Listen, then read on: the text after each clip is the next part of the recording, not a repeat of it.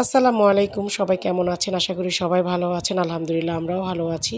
তো প্রতিদিন বিকেলের জন্য আমি কিছু ফ্রোজেন আইটেম নাস্তা তৈরি করে রাখি, কারণ আমি বাহিরের নাস্তা খুবই কম পছন্দ করি। এখন যেহেতু টুকটাক সব বানাতে পারি, তো নিজেদের নাস্তা নিজেরাই তৈরি করে ফেলি। আর বাসায় মেহমান আসলে হুট করেই মেহমান আসলে যাতে আমি ঘরের খাবারটাই দিতে পারি, সবসময় সেই চেষ্টাটাই করি। তো আমরা সবসময় বাসায় সন্ধ্যাবেলা একসাথে নাস্তা করি, কিন্তু আমাদের আজকের প্ল্যানটা একটু ভিন্ন ছিল। তারপরে হুট করে চাহাতের বাবা কিছু ফ্রেন্ড নিয়ে চলে আসছে, তাদের জন্য আমি একটু হালকা পাতলা নাস্তা তৈরি করে দিলাম, কারণ আজকে আমরা বাসায় খাবো না, একটু বাইরে প্রোগ্রাম আছে। বাইরের প্রোগ্রাম এই জন্য আছে কারণ বাচ্চারা সেই দিন মেলাতে, মানে যেদিন আমাদের আপনার পিঠা উৎসব গেছে সেদিনে অনেক পরিশ্রম করছে। তাই তাদেরকে আমি কথা দিয়েছিলাম, তাদেরকে সেই পরিশ্রমের কারণেই বাইরে ফুচকা খাওয়াতে নিয়ে যাব। তো আজকে আমরা সন্ধ্যাবেলা বের হয়ে গেলাম, আমি, চাহাত আর যারা যারা একটু আমাদের স্টলে ছিল, পরিশ্রম করেছে তাদেরকে নিয়ে। তো আমরা চলে আসলাম চিতাশাল বাজারে রুচি ফুচকা হাউজে। এই ফুচকাটা খুবই টেস্টি, আমাদের এলাকার মধ্যে সবচাইতে নামকরা, আর প্রচণ্ড পরিমাণে ভিড় থাকে এখানে। এত পরিমাণ ভিড় মানে বলে বোঝানো যাবে না। মানে অল টাইম এটা এখানে সন্ধ্যা থেকে ভিড়, রাত্রের অনেক রাত পর্যন্ত। তারপরে ঠেলাঠেলি করে আমরা ভিতরে ঢুকে গেলাম। এখন দেখি সিট পাই কিনা।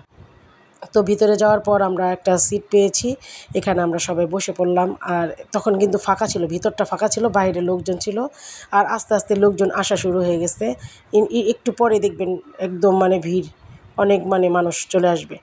আর রেস্টুরেন্টটা ডেকোরেশনটা খুবই সুন্দর ছিল। আমাদের এই চিতাশাল বাজারের মধ্যে এটাই সুন্দর একটা ফুচকার দোকান আর কি, যেটা বলে, খুবই সুন্দর। আর এখানকার ফুচকা চটপটি খেতে খুবই সুস্বাদু হয়। আর সবচাইতে বেস্ট এখানকার হচ্ছে নলি হালিম।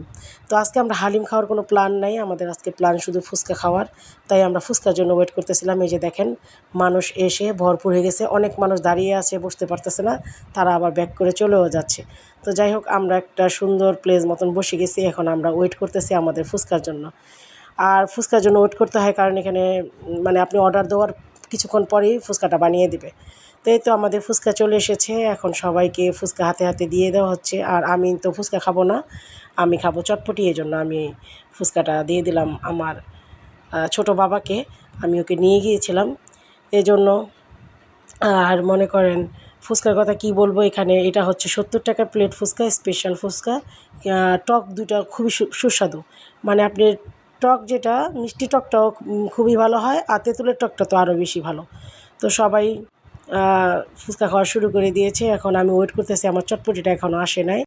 যে কোনো একটা ব্যবসা দিবেন, সেটার মূল কাজ হচ্ছে আপনি ফ্রেশ আর সুস্বাদু খাবার দেওয়ার চেষ্টা করবেন। যে কোনো মানুষের প্রাইসটা আসলে ম্যাটার করে না, খাবার যদি ভালো হয়, খাবারের মান যদি ভালো হয়, তখন কিন্তু কেউ আপনার প্রাইসের দিকে তাকাবে না।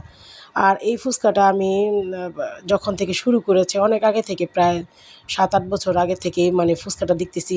এটার কোয়ালিটিটা মানে তারা সবসময় একই রকম দিতে চেষ্টা করে, তারা তাদের খাবারের মান মানে দিন দিন উন্নতি করতেছে, অবনত নাই। তো সবসময় দেখি যে মোটামুটি এখানকার যারা ফুচকা খেয়েছে তারা সবসময় এটার প্রশংসাই করে।